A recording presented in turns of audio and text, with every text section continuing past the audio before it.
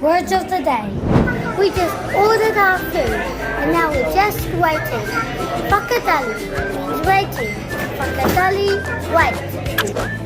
This food's taking so long. Fakadali means wait. This food is taking forever. Kahau toka, be patient.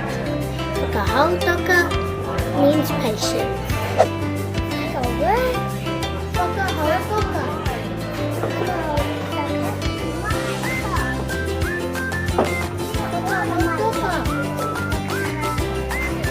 Whakahautoka means be patient.